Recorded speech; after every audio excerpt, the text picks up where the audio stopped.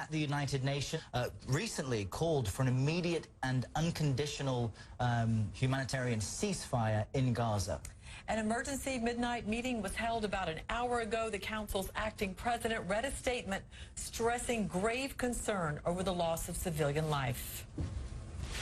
The Security Council expresses strong support for the call by international partners and the Secretary General of the United Nations for an immediate and unconditional humanitarian ceasefire, allowing for delivery of urgently needed assistance, and they urged all parties to accept and fully implement the humanitarian ceasefire into the Eid period and beyond. So that was about an hour ago. Let's go now live to the UN, where CNN senior UN correspondent Richard Roth has been there covering this event. And Richard, words coming from the Security Council hoping for action, but we'll see. Yeah, the Security Council has waited several days to see if any type of ceasefire, peace agreement, anything that would not really make it rush in on a Sunday night. But as the violence continues, ceasefires are ignored, charge labeled against countercharge. The Council felt it had to say something even at this hour. And now the Security Council president, as you saw, read this statement calling for a ceasefire to help with humanitarian aid getting in. Sitting there, you saw on different ends of the table the Palestinian representative at the UN and the Israeli ambassador here at the UN. Let's listen to a portion of the Palestinian ambassador, who was not exactly overjoyed that the Council was only able to adopt a statement by the Council instead of a more forceful resolution. They should have adopted a resolution long time ago to condemn this aggression and to call for this aggression to be stopped immediately, to provide the Palestinian people with protection, and to lift the siege against our people in the Gaza Strip, including depriving our people in the Gaza Strip from fishing in the sea, which is one of the main sources of providing them with food. The Palestinian envoy said he'll keep knocking on the door of the Security Council if the crisis continues. He also said he pleaded for international protection of the people of Gaza. This is an idea that has been out there before, but it's not something the U.S. would probably go along with, or other members inside the Security Council wanting to get further involved in a very volatile crisis. Israel's ambassador said he didn't want to talk really to the press or the Security Council after the session. He wanted to talk to the world, to alert the people of the world as to what really is happening in Israel. Make no mistake, Hamas is not working alone. It is funded by Qatar and Iran. Every rocket flying out of Gaza could bear the imprint courtesy of Tehran, while every terror tunnel could have a sign that reads, "Made possible through a kind donation of the Emir of Qatar."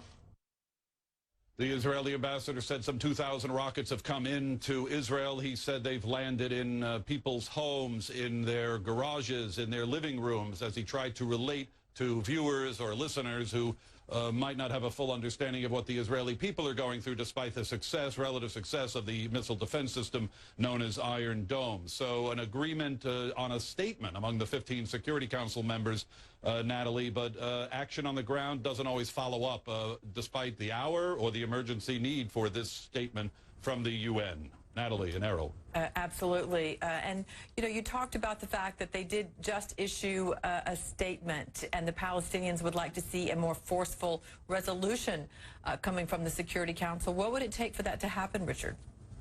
The wording would have to be changed. Jordan circulated the resolution. Jordan, the lone Arab member currently of this 15-member Security Council. And the resolution that the Palestinians pushed would have called for withdrawal of Israeli forces. The language was not balanced enough for the U.S., certainly, and that is why that resolution was never introduced. And there was also a sense, as happens in the middle of these heated crises, that perhaps more rhetoric or a resolution from the Security Council is not the best time.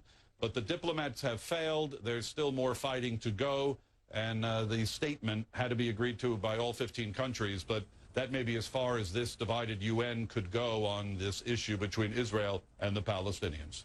This was a midnight meeting. Did we hear from the U.S. ambassador at all? No, we didn't. Samantha Power did attend the meeting. She has been very vocal in her defense of what Israel is going through and calling on both sides to stop fighting and trying to appeal for humanitarian aid to get into Gaza. But, you know, at times the U.S. and the other, quote, big countries are going to step aside, late hour, just put the statement out there, get the word out, and live for another day. Ban Ki-moon, the UN Secretary General, will be here in a couple of hours after his trip to the Middle East. He will probably talk to the press in about 8 hours or so, and maybe the members of the Security Council. He also failed in his call for a very vehement call for a halt in the fighting and a lasting ceasefire.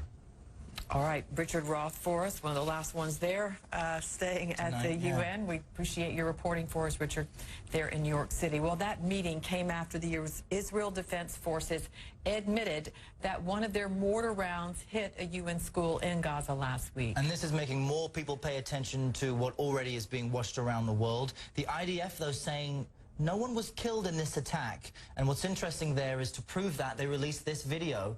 You look closely there in the bottom right corner of your screen, you can see the shell, they say, hitting an empty courtyard, although again it's difficult to tell on a resolution of this quality. A report of theirs ruled that shrapnel may have wounded some people taking shelter there. UN officials say 16 people were killed, so something went terribly wrong here. A CNN team that visited the school hours after Thursday's attack saw blood and possessions strewn along the courtyard wall.